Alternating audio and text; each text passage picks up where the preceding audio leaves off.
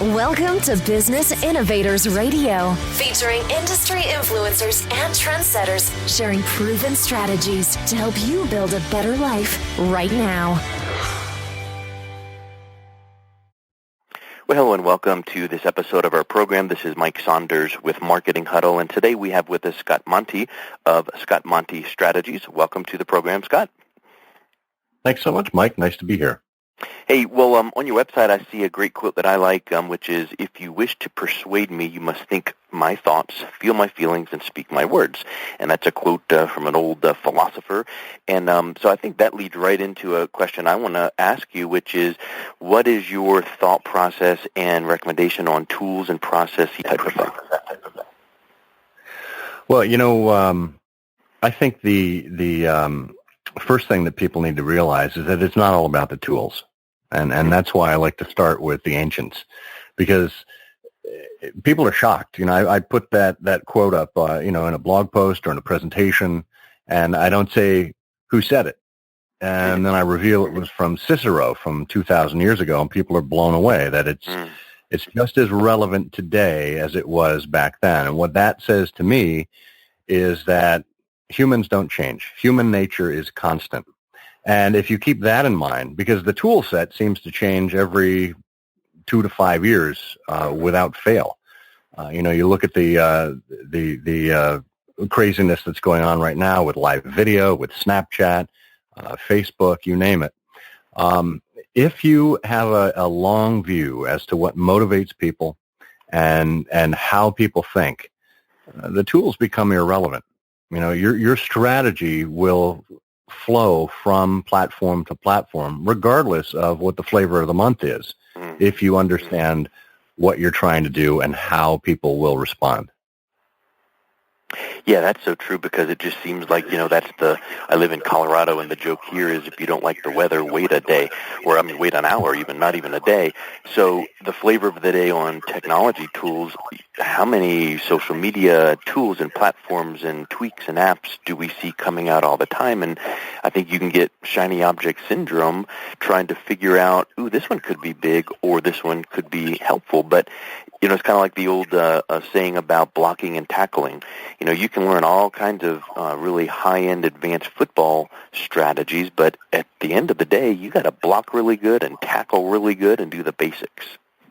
Yeah, absolutely, and it's easy to lose sight of that as you're chasing after the latest one or trying to gin up a new strategy to conform to a particular tool. When you probably have a business strategy, you probably have an overall marketing or communications strategy.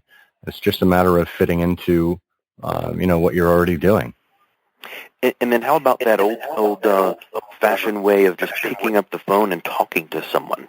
Maybe one of your recent customers just say, hey, thank you so much for your business.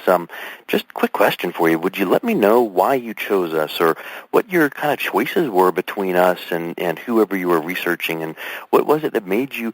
And now all of a sudden you really are creating that avatar in this, or not the avatar, because they are their persona, but it really gives you some insight into their choices.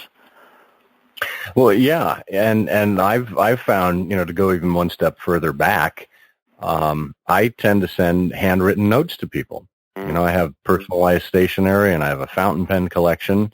And frankly, for one, I find it therapeutic to step away from the screen, and to simply do the old-fashioned handwritten note. And frankly, on the other side, when people receive it, they realize that a lot of personal effort went into that, and that it's very different from the rest of the communications they're being barraged with every single day. So it makes them pay attention, and it helps. It helps with the branding. And my company's branding really revolves around embracing the old-fashioned, embracing the tried and true, and embracing the things that have motivated and set people off for decades, if not centuries.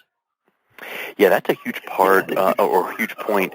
And I literally just last night saw a picture on Facebook of somebody holding up a birthday card that they got, and the cover of the card said something to the effect of, "I could have tweeted you, posted on your Facebook wall, but I sent you this card." And it's making the point you just did, which is it's so easy to go click send or tweet send, when in reality, boy, the effort it takes to pull out a pen to write even 2 lines, not a large amount of time, and put it in the mail with a real stamp, stands out from the how you make them feel aspect, but it also stands out from, your inbox. You're not worrying with spam. You're not trying to get in the noise of the social media. And wow, when that hits your mailbox and it's bill, ooh, what is this? Boy, that really does make a nice impact. Yeah, exactly. And if you can do it with brevity, all the more power to you. In terms of the digital sphere, Twitter is more difficult than people actually realize, because it takes creativity to encapsulate an entire message in 140 characters. And if you're sending a short note to someone, it harkens back to that old Mark Twain saying, I didn't have time to write you a short letter, so I wrote you a long one. Yeah. I wrote a blog post years ago called "Twitterize Your Marketing," meaning just get tighten it up. We don't need a lot of the blah. I think most books we read could have been said, the main point, the thesis of the book, in probably a third of the time. And it's really interesting. I teach marketing strategy for a few universities, and invariably there'll be a paper that comes in where the assignment says in 2 pages cover whatever, IMC, and you get 19 and a half pages, and the student thinks, yay, I turned in a seminal work. And I'm counting off on that, because part of business writing is learning how to condense your thoughts into a succinct thought, because A, that's what the rules said on the assignment, but B, people don't have time to read all of that stuff, and I think that in business we have to keep that in mind.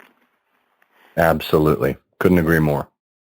Hey, so any thoughts or tips on a customer journey mapping process? Because once you have some attention from your prospect and they know who you are, and maybe you've made some points to them on what you can do in an educational content marketing standpoint, there are those steps. We want them first to be here, and then in their process, their journey, what are some things that brands or companies can do to maximize that customer journey? Well, again, I think it's thinking back to the basics. And before we were all marketers, or even while we are all marketers, we are also customers. We are also consumers. And yet how quickly we seem to forget that, because we're tasked with a project or a deadline or what have you, and we know what we want to do to get to the finish line. We're so excited about it. We wake up every day thinking about the brand that we represent. And yet, how many of us really take the time to step back and put ourselves in the customer's shoes? So you're hearing a lot about customer journey mapping. You're hearing a lot about the customer experience right now. And what does that mean? Well, it means really getting out of your marketing mindset and thinking like a customer, and even putting yourself through the purchase process that your customers are forced to go through. Because a lot of times marketers are isolated from that because they simply don't have to make the same choice. They've either got a shortcut because there's an internal purchase funnel or purchase path for them to use as employees of the company, or perhaps they're not customers of their own brand. So it's important to really step back and go through every step of the way, digital and analog, real life, et cetera, that your customer goes through, to really understand what the pain points are. And then, frankly, to talk with them, talk with your customers, talk with the customers that you lost. Why did they leave? Or why did they not complete the sale? And understand where those pain points are. And by doing so, you can put that map together and create, as Mark Zuckerberg calls it, a more frictionless experience. Yeah, I want to ask a question about your point right there, and before that, make a point that I was thinking of while you mentioned that, which is I think it was Albert Einstein that said something to the effect of, if you can't explain your product or service in the words that a 10 or 12-year-old can understand, then you don't even understand it.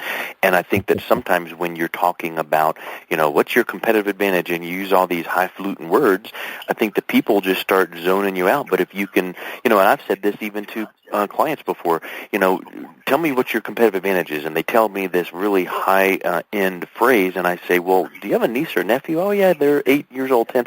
What do you tell them that you do for a living? And they would say, oh, well, and they would explain it again. I'd go, there. Somewhere in the middle between that and the first one, we got something that people can understand. So with that thought in mind, I think it's so important that we can reach out and connect to the people that we're currently doing business with or lost the business, like you mentioned. Where do you find people with frictionless? I think part of the friction comes into the brand or the company feeling like, I don't want to reach out because I don't even want to know what they would say, but then the customers may not respond to the reach out because they feel pressured. Yeah, that could be part of it, and that's why it's really important to build relationships with your customers and prospects. And going a step further, if you want to build relationships, you have to show some personality online. You have to show, that your brand isn't just a brochure digitally, that there are real people that work for it. So whether it's putting your employees forward as spokespeople or, putting your CEO out there as a personality, that's who people connect with. They don't connect with logos. They connect with other people. And by doing so, over time, you begin to build this level of trust. And if you're building trust, then you're more likely to get honest feedback from people who are willing to give their opinion when you ask for it. And ultimately, I used to work at Ford, and we built a whole advocacy program. And the notion of advocacy is a group of people that will take action when asked, right?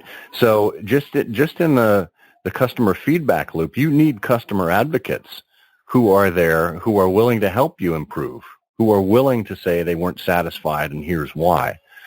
You'll always have that thick middle that's apathetic, that doesn't have an opinion one way or another. But it's really the people that are most negative and most positive that you want to capture and see if you can move the needle somewhere along the way. Yeah, and then I would suspect that this could be a helpful thing as well when you do reach out and get some of that feedback. What if on one of your platforms, whether it's your blog or your social media, you strip out the name of the person you were talking to, but you say, we received some great feedback today when we asked this question. We heard this. Just to let you know, we're listening to you, and, we're going to be making steps to, or we've implemented this process. And then what would happen then is I think that other people, when they are reached out to by your company, would go, ooh, they do listen, because I remember seeing that they said this and tweaked that. So how transparent do you think that could be, as long as it's not proprietary or, personal information and you're not using names? Yeah, I think that's a great approach. And even better, if people are willing to share their names, or maybe a first name and last initial. I mean, that's what Amazon was built on. And it's the success we've seen over the last 20 years, that even though somebody doesn't know who Mike S. is on Amazon, they know that he's an experienced customer, that he's used a product, and he has a particular opinion. You build out more of those, right? And you build a critical mass of ratings and reviews, and whether they're anonymized or not, people pay attention to that. Yeah, that's a really, really good point. Hey, so, of course, we could talk for hours and hours, but I like these interviews to be nice and succinct and content-rich, so thank you so much for your thoughts. What is the best way that people can learn more about yourself and your strategies? Easiest way is to go to scottmonty.com. You've got my blog. I do a weekly curated newsletter of everything that you need to know in the digital space. It's called The Full Monty. You can subscribe there, and you'll have links to every single way of getting in touch with me online on the site there. Excellent. Well, Scott, thank you so much for your time today. It's been a pleasure. All right, Mike. Thank you. Thanks for listening to Business Innovators Radio. To hear all episodes featuring leading industry influencers and trendsetters, visit us online at businessinnovatorsradio.com today.